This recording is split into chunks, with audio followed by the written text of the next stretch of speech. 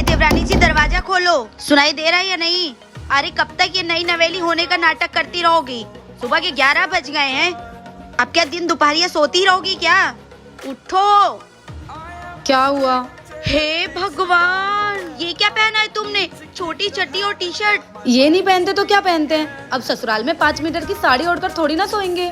माँ जी जल्दी आइए। छोटी सी बात को 4 मीटर का क्यों करना है?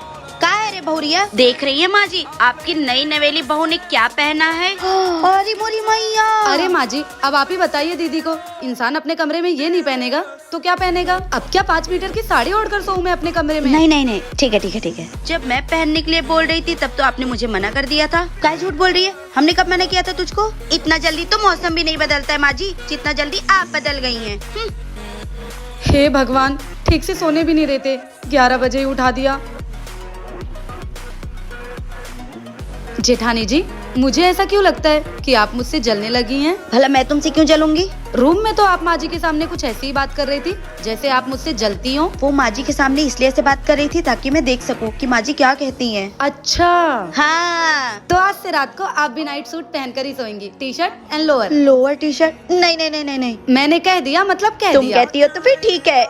बहुरिया, काम से ज्यादा तो तुम लोग बतियाते ही रहते हो। खाना वाना कब बनेगा? नहीं माँ जी, हम लोग बात थोड़ी ना कर रहे थे। वो तो नई बहू रानी अपने मायके से कुछ सीख कर आई थी तो माँ जी इसलिए वो आज कुछ नया खिलाने वाली है।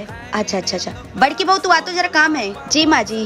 दीदी, आपने ऐसा क्यों बोला माँ जी से कि मैं आपको कुछ नया बनाने सिखा रही थी? मुझे तो कुछ बनाना भी नहीं आता। अब ऐसी सिचुएशन में मैं और क्या करती? अब बोलना ही पड़ गया। अब तुम्हें कुछ न कुछ बनाना ही पड़ेगा। अब तुम कुछ नया बनाओ, तब तक मैं माँ जी का काम खत्म करके आती हूँ। ये जेठानी जी ना मुझे पक्का फंसा के चली गई है, जलती होगी मुझसे। कल जो फोटो पोस्ट किया था ना, उसमें तो बहुत सुंदर लग रही थी। शादी के बाद भी तू कितनी ब्यूटीफुल लगती है यार। है ना, शादी के बाद भी मैं मोटी नहीं हुई।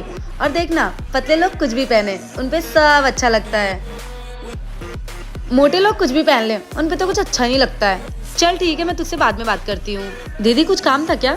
नहीं, मैं क्या मोटी लगती हूँ? मैं अच्छी नहीं लगती हूँ? मुझे कुछ नहीं पता है। मुझे आज के आज ही जिम ज्वाइन करना। आप प्लीज पैसे भेज दो।